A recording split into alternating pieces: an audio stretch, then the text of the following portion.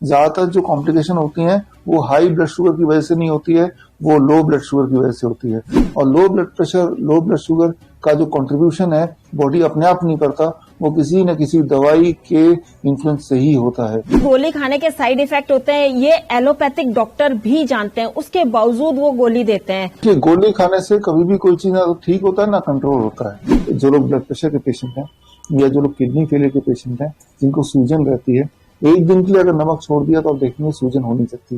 नमस्कार, D5 channel Hindi देख रहे दर्शकों का मैं वंदना स्वागत करती हूँ। आज एक बार फिर हमारे साथ जुड़े हुए हैं डॉक्टर विश्वरूप रॉय चौधरी, जिनके बारे में कुछ भी कहना बहुत थोड़ा होता है।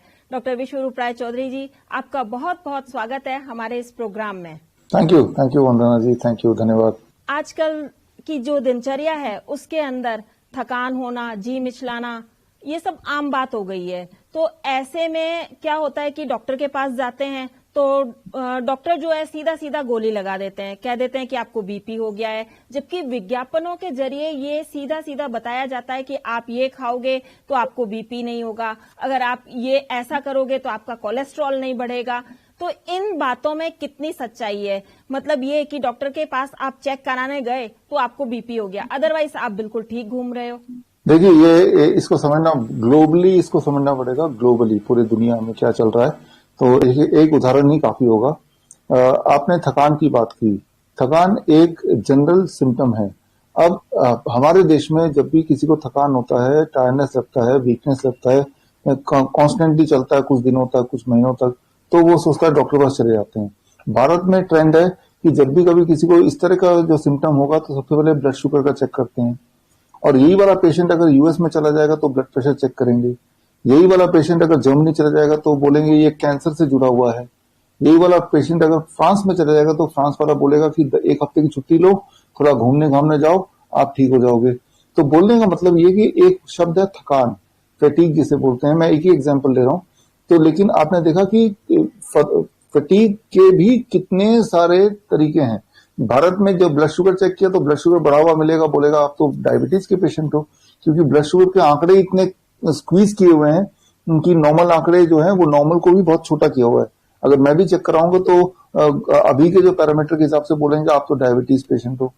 तो बोलने का मतलब ये कि हर देश में जो एक प्रचलित, मैं ऐसे बोलूं प्रचलित प्रथा बोलेंगे इसको, ना कि साइंस बोलेंगे, ट्रेडिशन बोलेंगे, ट्रेडिशन। तो ट्रेडिशन, कभी कोई देश है जहां पे वो हार्ट से जोड़ के देखेंगे, किसी देश में उसको कैंसर का टेस्ट करने लगेंगे, किसी देश में जैसे हमारे देश में ब्लड शुगर या ब्लड प्रेशर का चेक करेंगे। तो आपके पास कौन सी इक्विपमेंट है, कौन सा यंत्र है चेक करने का, उस पर निर्भर करता है कि आपको कौन से वाले पेशेंट की कैटेगरी में रख दिया जाएगा। राइट। तो ये सही बात है कि यहाँ पे अगर मैं, जैसे मुझे भी फटीग नहीं है, लेकिन मैं यूं ही जाके डॉक्टर बोलूं मुझे फटीग है, तो वो मुझे बोलेगा blood sugar blood pressure check कराओ, और वो इरेस्पेक्टिव जितना भी आएगा बोलेगा तो बढ़ गया है, आप इसकी दवाई शुरू कर दो। क्यों? क्योंकि दो तरह के नाम टर्म कॉइन कर दिए गए हैं इसको जस्टिफाई करने के लिए। डायबिटीज, प्री डायबिटीज, कि डायबिटीज तो नहीं है लेकिन प्री डायबिटीज है, हो जाएगा कभी जीवन में। राइट। हाइपरटेंशन यानी कि ब्लड प्रेशर है, प्री हाइपरटेंशन, भाई हो जाएगा कभी भी। राइट। सो तो इसी तरह से कि या तो है या हो जाएगा, यानी कि अगर आपकी उम्र 40 साल से अधिक है तो आप हेल्दी नहीं हो सकते, आपको दवाई लेनी ही पड़ेगी। बस गलती ये करना है कि भाई आपको किसी न किसी बहाने एक बार डॉक्टर के दर्शन दे देने हैं। तो ये सिर्फ एक मेडिसिन को बेचने का एक वो मेडिकल एजेंट ही है, और डॉक्टर नाम तो बोलिए मत, मेडिकल एजेंट है, और उनके पास जो दवाई के नाम पे डायबिटीज और ब्लड प्रेशर। क्योंकि प्राइमरी एक हॉस्पिटल में भारत में आज भी गरीब टेस्ट डायग्नोस्टिक टूल्स हैं, जैसे ग्लूकोमीटर, ब्लड प्रेशर मॉनिटर, जबकि यूएस में जाएंगे तो उनको वो कार्डियक से जोड़ेंगे क्योंकि उनके पास बड़े टेस्ट मशीन्स हैं। जर्मनी में है कैंसर वाले मशीन ज्यादा हैं, तो उस तरह के टेस्ट ज्यादा करेंगे। राइट। तो कहीं पे कोई जवाब, कहीं पे कोई जवाब, एक ही बीमारी के लिए, और बीमारी छोड़ी एक ही सिम्टम के लिए, और सिम्टम भी सबसे सिंपल वाला मैंने बताया, फटीग। इसी तरह से आप पेन के लिए जाएंगे तो अलग अलग तरह से डायग्नोस करेंगे। तो डायग्नोसिस जो है ना वो अपने आप में ही एक बीमारी है। आपको कन्विंस कर देना कि आपका गुजारा तो बिना दवाई के चलने ही नहीं वाला, ऐसा आपको समझा दिया जाएगा। तो यही इसका खेल है, यही इसका सच है। एक आखिरी लाइन मैं आपको बताऊंगा कि जहां मैंने ब्लड शुगर की बात की, 2018 में एक गाइडलाइन आया था, एसीपी गाइडलाइन, और उस गाइडलाइन में यह था कि अगर आपकी ब्लड शुगर 250 mg पर डेसिलीटर से नीचे रहता है बिना किसी दवाई के तो नॉर्मल है, सेफ रेंज है। जबकि अभी रियलिटी में क्या होता है कि किसी भी इंसान का ब्लड शुगर 100 से ऊपर है तो बोलेंगे ये तो प्री डायबिटीज पेशेंट है, आपको तो दवाई लेनी पड़ेगी। यानी कि और 100 से ऊपर तो हर एक का रहेगा ही रहेगा, जिसका 100 से नीचे रहेगा वो टेंशन वाली बात है, वो स्ट्रेस वाली बात है। याद रखिए, ज्यादातर जो कॉम्प्लिकेशन होती हैं वो हाई ब्लड शुगर की वजह से नहीं होती है, वो लो ब्लड शुगर की वजह से होती है। ज्यादातर हार्ट अटैक होते हैं वो हाई ब्लड प्रेशर की वजह से नहीं होता, वो लो ब्लड प्रेशर की वजह से होता है। और low blood pressure, low blood sugar का जो कंट्रीब्यूशन है बॉडी अपने आप नहीं करता, वो किसी न किसी दवाई के इन्फ्लुएंस से ही होता है। तो ये है सारा खेल, सारा ढांचा।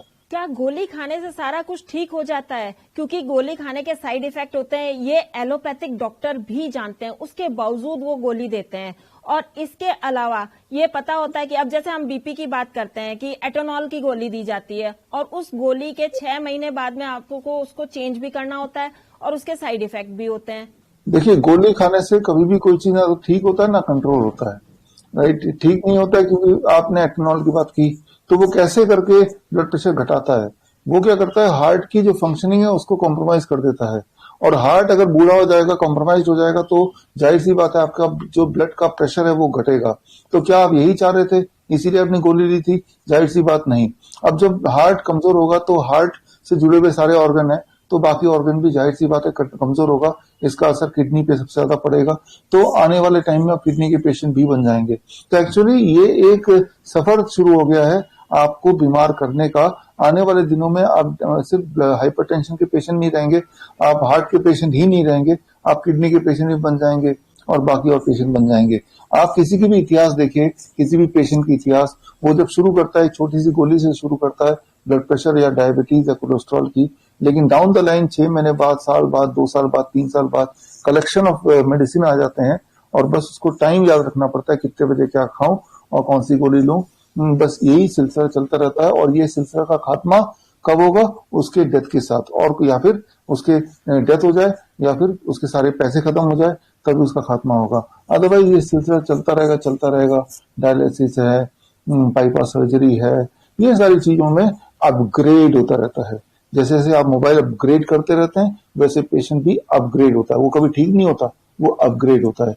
मैं आपको एक छोटी सी बात बताता हूँ, जिस वक्त पहली बार ट्रूली आपका ब्लड प्रेशर या शुगर बढ़ा, 250 mg से ज्यादा ब्लड शुगर या 160 सिस्टोलिक से ज्यादा ब्लड प्रेशर और कंसिस्टेंटली बढ़ा रहा, उसी वक्त अगर आप अपना डाइट बदल देंगे तो 1 दिन, 2 दिन या 3 दिन के अंदर आपका ब्लड शुगर, ब्लड प्रेशर, सारे जो पैरामीटर्स हैं दोबारा नॉर्मलाइज हो जाएंगे। ये छोटी सी बात है, बस इसी बात को छुपाना है और इसी बात को छुपा के होता है ये सारा व्यापार जिसका जिक्र आप कर रहे हैं। गोली बिल्कुल बंद हो जाए तो ऐसे में क्या खाना पीना चाहिए और क्या खाना पीना बिल्कुल नहीं चाहिए बीपी के मरीजों के लिए? देखिए, सिंपल सी बात है, which we call as DIP diet. आपके चैनल पे भी पहले बताया, मैं सिंपल जो नए दर्शकों को बता दूं कि 12 बजे तक को सिर्फ फल ही खाना है। वो फल कुछ भी हो सकता है, केला, अंगूर, संतरा वगैरह, मीठा फल हो सकता है, खट्टा फल हो सकता है, रिस्पेक्टिव कि आपका ब्लड शुगर कितना भी रहे, ये फल खाने से किसी का ब्लड शुगर बढ़ता नहीं है। कितना फल खाना है आपके बॉडी वेट अनुसार। मान लो मेरा बॉडी वेट 70 kg तो 700 ग्राम, एक जीरो और लगा दिया और ग्राम कर दिया, और 700 ग्राम ही कच्ची सब्जी ले लीजिए, उसका आधा कर दीजिए, 350 ग्राम ये आपको लंच में लेना है और 350 ग्राम ये आपको डिनर से पहले लेना है, लंच से पहले, डिनर से पहले। और बाकी लंच और डिनर में जो घर का बना हुआ वेजिटेरियन खाना वो खा लीजिए, कम तेल कम नमक में। 2 चीज जरूर छोड़ दीजिए, वो चीजें जो जानवरों से निकल के आती है। अब जानवरों से क्या निकल के आती है, दिमाग लगाइए, अंडा, मछली, दूध, दही, ये सब जानवर से निकल के आती है ना, प्लांट से तो आती नहीं है। और जो चीज फैक्ट्री से निकल के आती है, अब बिस्किट है, ब्रेड है, नूडल्स है, पास्ता है, तो ये सब, ये 2 चीज छोड़ दीजिए। धूप में बैठिए 15-20 मिनट रोज, बस इतना ही अगर कर लेंगे। जिस दिन आपको पहली शिकायत हुई, जिस दिन पहली बार आपने दवाई ली डायबिटीज की, ब्लड प्रेशर की, कोलेस्ट्रॉल की, वो दवाई की जगह पहली दिन ही ये कर लेंगे तो आगे कोई नौबत ही नहीं आएगी कोई और बीमारी की। और अगर कई साल भी हो गए आपको, मान लो 5 साल, 10 साल, 20 साल भी हो गए, तब भी ये डाइट शुरू कीजिए। शुरू करने के बाद आप देखेंगे विद इन फ्यू डेज, 3 दिन, 7 दिन, 10 दिन, 15 दिन में आपका ब्लड शुगर, ब्लड प्रेशर इतना कम होने लगेगा कि मजबूरी में आपको ब्लड शुगर की दवा, ब्लड प्रेशर की दवा छोड़नी ही पड़ेगी। बिकॉज ये जो डाइट है, अगर आप बीमार नहीं है तो बीमार पड़ेंगे नहीं कभी, और अगर आप बीमार हैं तो इस डाइट में रहने से वो ठीक हो जाएंगे कुछ दिनों में। मैं कुछ हफ्तों में नहीं बोल रहा, कुछ महीने में भी नहीं बोल रहा, कुछ दिनों में। डॉक्टर्स के पास अगर जाते हैं तो वो लाल मिर्च बंद करवा देते हैं, नमक बंद करवा देते हैं। तो जबकि ऐसा होता है कि राजस्थान में तो लाल मिर्च बहुत ज्यादा खाई जाती है, पसीना आता है, स्किन की कई प्रॉब्लम्स इससे ठीक होती हैं, स्किन डिजीज, यहाँ तक कि कैंसर भी ठीक होता है, फिर भी लाल मिर्च बंद करवा दी जाती है। ऐसा क्यों है? और जबकि गुजरात में जाते हैं तो गुजरात में गुड़ का पानी नमक डालकर दिया जाता है। देखिए, नमक और मिर्च, लाल मिर्च को के बंद कराने पे डॉक्टरों का उतना ज्यादा इंटरेस्ट मुझे लगता नहीं कि है। लेकिन अगर बंद कराया जाता है तो एक सिंपल बात याद रखिए, लाल मिर्च की बात करते हैं पहले। कई बार कुछ लाल मिर्च को आप हर्ब मानिए, उसको सब्जी ना मान के हर्ब मानिए। हर्ब में क्या होता है, छोटी सी चीज में बहुत सारा न्यूट्रिएंट होता है जो छोटी क्वांटिटी में ही लिया जाना चाहिए, ज्यादा क्वांटिटी में लिया नहीं जाना चाहिए। तो कुदरत ने उसको उसी तरह बनाया है, इसीलिए वो हर्ब कैटेगरी है। वो ढेर सारा नहीं खा सकते, थोड़ा सा खा सकते हैं कभी कभी, तभी उसका फायदा है, राइट, क्योंकि वो बहुत ज्यादा पोटेंट होता है। तो लाल मिर्च भी उसी कैटेगरी में है, इवन हरा मिर्च भी उसी कैटेगरी में है, राइट। तो तभी आप ज्यादा खाएंगे तो आपका जी भी अलाउ नहीं करेगा, पहली बात तो, राइट। इसी से इंडिकेशन हो जाता है। और कई बार जिनके पेट में ऑलरेडी छाले वगैरह हैं, इन्फ्लेमेशन है, अल्सर है, तो वो एग्रेवेट भी हो सकता है। जिनके तो नहीं है उनको नहीं होगा, राइट। तो लाल मिर्च कोई खराब चीज नहीं है, डॉक्टर बोलते हैं तो आप ध्यान भटकाने के लिए बोल सकते हैं। कभी आपने सुना डॉक्टर ने बिस्किट खाने से मना कर दिया हो किसी को? नहीं सुना। ब्रेड खाने से मना कर दिया किसी को? नहीं सुना। चाय पीने से मना कर दिया किसी को? ऐसा भी नहीं सुना। नूडल पास्ता खाने से मना कर दिया हो? वो खास तौर पे 2-4 चीजों का नाम बताते हैं, नारियल पानी का नाम बताएंगे, फ्रूट्स का नाम बताएंगे, राइट। और जो चीजें न्यूट्रल चीजें होती हैं या जो चीज फायदेमंद होती है बॉडी को, उसको। अब आते हैं नमक पे। देखिए, नमक क्या करता है, नमक को मैं भी बोलता हूँ कि नमक आप मत खाइए कभी भी, किसी के लिए भी जरूरत नहीं है नमक, चाहे वो सेंधा नमक हो, वो ब्लैक सॉल्ट हो, व्हाइट सॉल्ट हो, वॉटेवर। ऐसा हो सकता है कोई नमक ज्यादा खतरनाक हो, कोई नमक कम डेंजरस हो, लेकिन सब नमक जो है हमारी बॉडी के लिए ठीक नहीं है। जब आप वेजिटेबल्स लेंगे रॉ फॉर्म में, तो आपकी बॉडी में सोडियम चला जाएगा, जितने सोडियम की आपकी बॉडी को आवश्यकता है। लेकिन जब नमक व्हाइट या ब्लैक सॉल्ट के फॉर्म में लेंगे तो वो नमक अक्सर बॉडी एब्जॉर्ब नहीं कर पाता, बल्कि वो नमक क्या करता है, आपकी बॉडी में पानी को रिटेन करता है। अब जब बॉडी में पानी भर जाएगा, हर जगह से सूज जाएगा, तो हार्ट को ज्यादा काम करना पड़ेगा, किडनी पे ज्यादा प्रभाव पड़ेगा। तो ये क्या है कि पहली निशानी होती है किडनी के फेल होने में, राइट। तो मैं भी ये बोलता हूँ, जब डीआईपी रेट अभी बताया भी, डीआईपी रेट में कम तेल और कम नमक के खाने में आपको खाना है। तो नमक हमारा फूड नहीं है। नमक को कुदरत ने कभी ऐसे नहीं बनाया कि पेड़ पे नमक उग रहे हैं, तो इसी से इंडिकेट कर लीजिए कि इसको नहीं लेना है। कभी कभार ले सकते हैं, हफ्ते में 1 आध बार, या रोज अगर लेना ही है तो बहुत थोड़ा सा ले सकते हैं, जस्ट टेस्ट के लिए।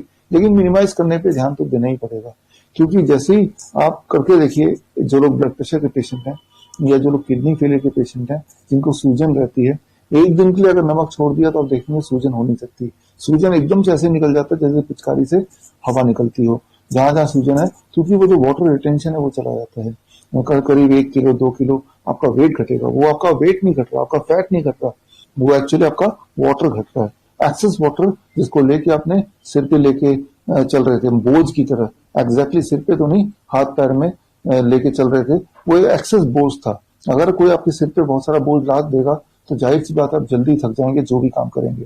तो आप थके थके फील करते हैं, क्यों? क्योंकि आपकी बॉडी में बोझ है। बोझ कैसे हटाना है? नमक को पूरी तरह छोड़ के। तो एक बार तो पूरी तरह छोड़ दी 3-4 दिन के लिए, तो बॉडी का एक्सेस पानी निकल जाएगा। उसके बाद थोड़ा थोड़ा नमक आप ले सकते हैं, टेस्ट के लिए सिर्फ, अगर आपका लगता है कि टेस्ट इसके बिना नहीं आ सकता। वैसे मैं बता दूं एक आखिरी बात एक लाइन में, कि टेस्ट जो चीज है वो बदलती रहती है हर 21 डेज में। 21 दिन अगर आप नमक नहीं लेंगे तो 22वें दिन नमक की क्रेविंग खत्म हो जाएगी।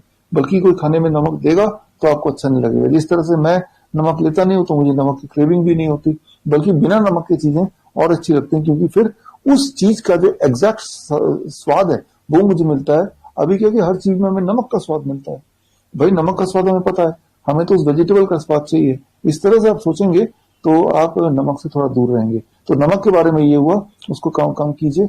मिर्च के बारे में ये हुआ कि वो एक न्यूट्रल चीज है, और डॉक्टर अगर किसी भी चीज को मना करते हैं तो याद रखिए डॉक्टर की जो पढ़ाई है न्यूट्रिशन के बारे में, फूड के बारे में, वो 7 साल की पढ़ाई में 7 घंटे की भी नहीं है, 7 आवर्स की नहीं है। तो डॉक्टर को किसी भी खाने के बारे में कि वो बॉडी में कैसा काम करेगा वो उतना ही पता है जितना कि आपको पता है, हो सकता है उससे भी कम पता हो। आप उनकी बॉडी तो देखिए वो दिखते कैसे हैं, पेट निकला रहता है, वो भी उतने ही बीमार हैं, वो भी वही सारी गोली कर रहे हैं, खा रहे हैं, तो उनका खाना भी आपकी खाने की तरह ही है। तो जो इंसान खुद को हेल्दी नहीं रख सकता तो वो इंसान आपको कैसे हेल्दी रख सकता है, वो कैसे आपको फूड के बारे में कोई भी एडवाइस दे सकता है। तो कोई भी एडवाइस डॉक्टर से फूड के बारे में तो मत लीजिएगा। आयोडाइज नमक का जो विज्ञापन होता है वो बहुत ज्यादा हमारे टीवी चैनल्स पे और सब पे दिखाया जाता है, जबकि आयुष मंत्रालय है वो किसी भी नमक का विज्ञापन नहीं करता। और जो धर्म ग्रंथ हैं या हम ये कहें आयुर्वेद है, उसके अंदर सेंधा नमक और काला नमक के बारे में, काम में लेने के बारे में बहुत कुछ लिखा गया है। तो कहीं पे कंट्रोवर्सी नहीं है? आपको नहीं लगता कि जो है नमक के ऊपर इतना कुछ लिखा गया है और फिर भी नमक खाने को आप मना कर रहे हैं, और जबकि दिमाग के पास में 2 ही खुराक जाती हैं, शुगर और सॉल्ट?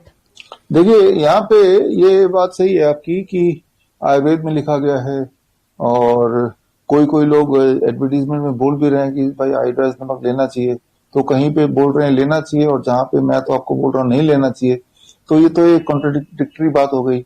तो यहाँ पे एक आम आदमी क्या किस पे भरोसा करे और क्यों भरोसा करे, उस भरोसे का जो पैमाना है ना वो क्या होना चाहिए। जब सारे लोग एक ही चीज बोल रहे हैं हो फिर तो कोई भरोसे की बात ही नहीं होती, फिर तो ये है कि सब लोग जो बोल रहे हैं सब लोग एक मत है तो वो चीज ठीक होगी। लेकिन अगर सारे लोग अलग अलग राय दे रहे हैं या ज्यादातर लोग एक राय दे रहे हैं और थोड़े से लोग हैं जो कुछ और बोल रहे हैं, तो यहाँ पे आता है कि कैसे भरोसा करें। भरोसे के लिए एक ही चीज होती है, एविडेंस, सबूत, राइट। और सबूत में इससे अच्छा क्या होगा कि आप पे खुद पे सबूत। मैं तो ये बोलता हूँ आपको कि आपने जीवन भर नमक खाया है, एक भी ऐसा दिन नहीं होगा जिस दिन नमक नहीं खाया। इसका मतलब ये कि 2 दिन 3 दिन अगर नहीं भी खाएंगे तो कोई आप में डेफिशिएंसी नहीं आ सकती। आफ्टर आपने जीवन भर नमक खाया बिना रोक टोक के, तो 2-3 दिन में ऐसा कुछ डिजास्टर तो नहीं होने वाला। तो आप एक एक्सपेरिमेंट कीजिए, किडनी पेशेंट जो हैं, ब्लड प्रेशर के पेशेंट जो हैं, हार्ट के पेशेंट हैं, ये लोग एक्सपेरिमेंट कीजिए 3 दिन का 72 आवर्स कि अगले 72 आवर्स तक मैं नमक नहीं लूंगा, बाकी सारा खाना वैसे वैसे ही रखूंगा। आप 3 दिन के बाद अपने आप से पूछिए आपका वेट कितना है, क्या 500 ग्राम घटा कि नहीं घटा। 3 दिन के बाद पूछिए आपकी दौड़ने की स्पीड अब कितनी है, अगर आप दौड़ने का पहले और बाद का दोनों को अगर कंपेयर कर सकते हैं। 3 दिन के बाद पूछिए अपनी एनर्जी लेवल कितनी है, आपकी ताकत कितनी है, आपकी नींद कितनी है, आपकी सूजन थी तो क्या 3 दिन बाद सूजन अभी भी है क्या। तो अगर इन सब में पॉजिटिव आंसर मिलता है, आपके अनुसार आंसर मिलता है, जैसा आंसर आपकी उम्मीद कर रहे थे कि आपकी सूजन भी चलेगी, आपकी एनर्जी बढ़ गई, आप थोड़ा और दौड़ेंगे तो थकते हैं, पहले से कम थकते हैं, तो इसका मतलब आपके बॉडी ने जवाब दे दिया। आपको किसी टीवी के एडवर्टीजमेंट, किसी Ayush minister, for that matter की आयुर्वेदिक बुक, इन सबसे बड़ा भी एक और चीज है, वो है आपका खुद का बॉडी। आपकी अंदर की जो इंजीनियरिंग है, आपकी अंदर की जो बायोलॉजी है, वो इन सबसे बड़ा है। तो आपकी बॉडी बता रही है कि आपको क्या चाहिए और उसके बाद बाकी चीजों की कोई अहमियत नहीं रह जाती। तो मैं तो ये बोलता हूँ कि आप खुद पे टेस्ट कीजिए, वो भी 3 दिन का टेस्ट कीजिए, 3 दिन में आपको जवाब मिल जाएगा। और ये टेस्ट को क्लियरली वही देख पाएंगे जो लोग किडनी पेशेंट है, जिनको सूजन हो जाती है ढेर सारा, जिनके ब्लड प्रेशर कंट्रोल नहीं होता दवाइयों से भी, उनको 3 दिन में एकदम से रिजल्ट क्लियर कट नजर आएगा, क्योंकि उनके बॉडी में बहुत सारी प्रॉब्लम ऑलरेडी हैं, तो उनको नापने में थोड़ी आसानी होगी। इसी तरह से आपको इसका जवाब मिल जाएगा। फिर 3 दिन की जगह 7 दिन कीजिए ऐसा कि 7 दिन तक नमक नहीं लिया और 7वें दिन फिर अपने आप से पूछिए, तो आप देखेंगे जैसे जैसे दिन बढ़ते जाएंगे बिना नमक लिए, वैसे वैसे आपकी हेल्थ अच्छी होती जाएगी। अब जब हेल्थ अच्छी होती जा रही है लगातार, तो फिर यहाँ पे सवाल ही क्या पैदा होता है, और कोई एविडेंस की जरूरत ही क्या है। आपने कोई एक काम किया और इमीडिएटली आपको उसका फायदा 2-3 दिन में दिखने लगा, तो यही अपने आप में अल्टीमेट एविडेंस है। फिर दुनिया क्या बोल रहा है, मैं क्या बोल रहा हूँ, आयुर्वेद क्या लिख रहा है, राइट। क्योंकि आयुर्वेद भी जिन्होंने लिखा होगा वो जब लिखा था उस सर्कमस्टेंस में वो सारी चीजें अनुकूल रहती होंगी, लेकिन वो आज के सर्कमस्टेंस में किस तरह से अनुकूल रहेंगी, वो आज अगर वो दोबारा लिखा जाता तो शायद इसमें थोड़ा बहुत हेर फेर करने की आवश्यकता पड़ती।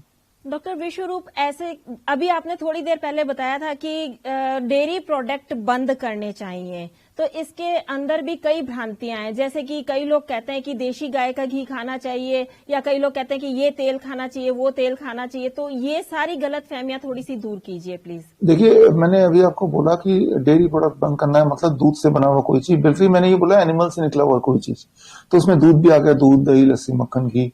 अब फिर वही बात आ जाती जो आपने सवाल पूछा कि आयुर्वेद तो दूध का वो बोलता है, कृष्ण भगवान भी दूध से खेलते थे, खाते थे कि पीते थे कि नहीं ये तो कहीं मैंने पढ़ा देखा नहीं, बट उससे खेलते थे, मक्खन खाते थे, दूध शायद नहीं पीते, मक्खन भी उसको उसका तोड़ते थे। वो खाने का जिक्र तो मैंने नहीं देखा कि मक्खन लिया और मुंह के अंदर डाल दिया, ये वाला जिक्र नहीं देखा मैंने।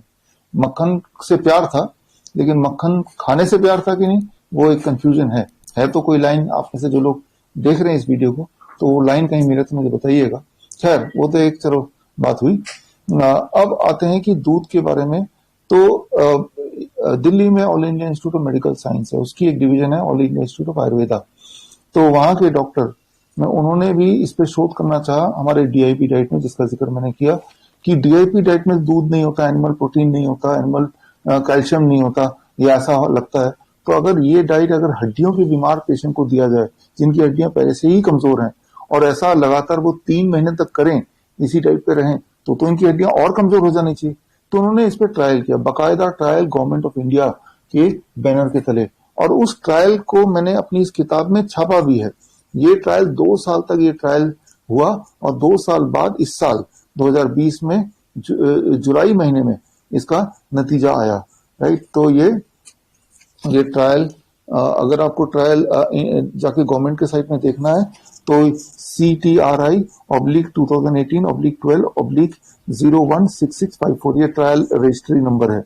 तो इस ट्रायल में ये देखा गया कि जिन लोगों के दूध छुड़ाया गया, डेयरी प्रोडक्ट छुड़ाया गया, एनिमल फूड छुड़ाया गया, हड्डियों के पेशेंट्स का, उन 3 महीने में वो ज्यादा हड्डियां मजबूत हो गई इन कंपैरिजन टू जिनको छुड़ाया नहीं गया। तो उसके बाद से यहाँ पे जो हड्डियों का डिपार्टमेंट है वहां पे यही बोला जाता है, अगर अभी भी आप जाएंगे आयुर्वेदा में, कि आप दूध मत लीजिए। तो ये मैं एविडेंस की बात करता हूँ। ये किताब अगर आपको पढ़ना है तो biswaroop.com biswaroop.com/1ONE1 क्वेश्चन QUESTION में जाएंगे तो फ्री डाउनलोड है, आप पढ़ सकते हैं।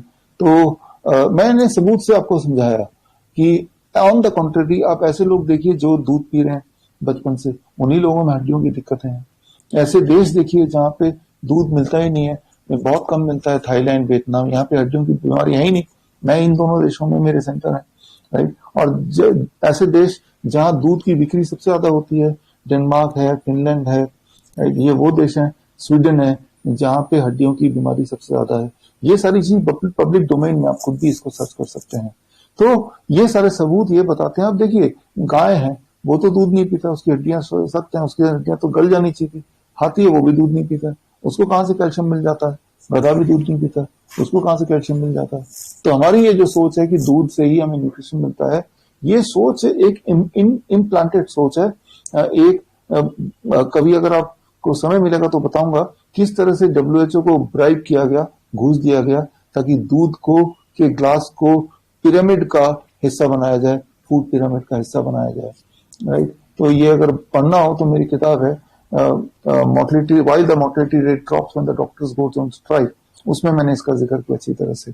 तो आप इसमें भी एक ट्रायल कर सकते हैं अपने ऊपर। 15 दिन का मैं मौका लेता हूं कि 15 दिन अपना सारा डाइट सेम रखिए, सिर्फ एनिमल फूड को हटा दीजिए, डेयरी प्रोडक्ट को हटा दीजिए। 15 दिन बाद फिर यही अपने आप से सवाल पूछिए जो थोड़ी देर पहले मैं नमक के लिए बोल रहा था, आपको सामने ही जवाब दिख जाएगा, आपको रिजल्ट अपने बॉडी में नजर आ जाएगा। तो सबसे इंपॉर्टेंट है एविडेंस, वो भी खुद का एविडेंस, और उससे बड़ा कुछ भी नहीं होता। तो अपने ऊपर करके देखिए, मैंने तो लोगों के एविडेंस दे ही दिए हैं, राइट। इसी किताब में बहुत सारे हड्डियों के पेशेंट्स जो बेड रिडन थे, 1 साल 2 साल तक बिस्तर पे ही थे क्योंकि वो चला नहीं जाता था, तो बिस्तर से लेके मैराथन 42 किलोमीटर का मैराथन तक लोगों ने कंप्लीट किया। यहाँ पे एक लेडी का जिक्र करता हूँ, सिमी हांडा, राइट, इस बुक में है उनका जिक्र, दिल्ली में रहती हैं। 1 साल बेड पे रहने के बाद डॉक्टर ने बोला कि जिंदगी भर बेड पे रहने की आदत डाल दीजिए, लेकिन फिर वो इस टाइप पे आई और उन्होंने डेयरी प्रोडक्ट छोड़ा, और अब 55 की एज में 42 किलोमीटर का रेस करती हैं, मैराथन, प्रोफेशनल मैराथन रेसर बन गई इस उम्र में आके, पहले की नहीं थी, अब आके जब उन्होंने डेयरी प्रोडक्ट खत्म किया। इस तरह के ढेर सारे उदाहरण हैं, और एक उदाहरण आप खुद भी बन सकते हैं व्हेन यू ट्राई। डॉक्टर विश्वरूप, कई बार ये कहा जाता है कि पानी इतना पीना उचित रहता है, उसमें भी कई बार हो जाता है कि नहीं इतना पीना है, या इतना कम पियोगे तो ऐसा हो जाएगा वैसा हो जाएगा, तो इस बारे में कुछ बताएं, पानी कितना पीना चाहिए? देखिए, पानी उतना पीना चाहिए जितनी आपकी प्यास है। खास तौर पे अगर आप डीआईपी डाइट पे, द काइंड ऑफ डाइट जो मैंने आपको एडवाइस किया आज इस वीडियो के माध्यम से, तो आप पानी को खा रहे हैं। जब आप सेब खा रहे हैं या तरबूज खा रहे हैं, ऑरेंजेस खा रहे हैं, तो उसके अंदर 80%, 90%, 95% पानी ही है, and that is the mineral water, right. तो जो लोग डीआईपी डाइट पे रहते हैं उनको बहुत कम प्यास लगती है क्योंकि वो पानी खाते हैं, राइट। तो ये आपका बेस्ट पानी है। या फिर नारियल पानी पीजिए। तो पानी कितना पीना चाहिए, इसके अलावा जबरदस्ती पानी नहीं पीना चाहिए, बहुत गर्म पानी नहीं पीना चाहिए। पानी उतना पीना चाहिए जितने में आपको प्यास बुझ जाए। जब प्यास लगे, जितना प्यास लगे बस उतना। पानी के लिए need not to be very much quantified, specially वो लोग जो लोग डीआईपी डाइट पे रहते हैं, क्योंकि जिस तरह का पानी हमारे शहर में आता है वो पानी पे भी आप भरोसा नहीं कर सकते। हवा पे भरोसा नहीं कर सकते, पोल्यूशन है, क्या करें, पानी पे भी नहीं कर सकते। लेकिन कम से कम पानी का अल्टरनेट है कि आप fruits and vegetable and raw form लेंगे तो 95% पानी आपको उसमें पानी ही होता है। जब उसको कुक कर देते हैं वेजिटेबल को तो पानी को आप उड़ा देते हैं, मिनरल वाटर को उड़ा देते हैं। तो पानी उतना ही पीना चाहिए जितना कि आपको प्यास लगे। डॉक्टर विश्वरूप, आप हमारे साथ जुड़े, आपका बहुत बहुत धन्यवाद। आपने बताया कि हम जो है डीआईपी डाइट लेकर के किस तरीके से बीपी ही नहीं और भी कई बीमारियों से बच सकते हैं। आपका बहुत बहुत धन्यवाद। थैंक यू वंदना जी, धन्यवाद, थैंक यू। अगले एपिसोड में आपसे फिर मुलाकात होगी, तब तक के लिए नमस्कार।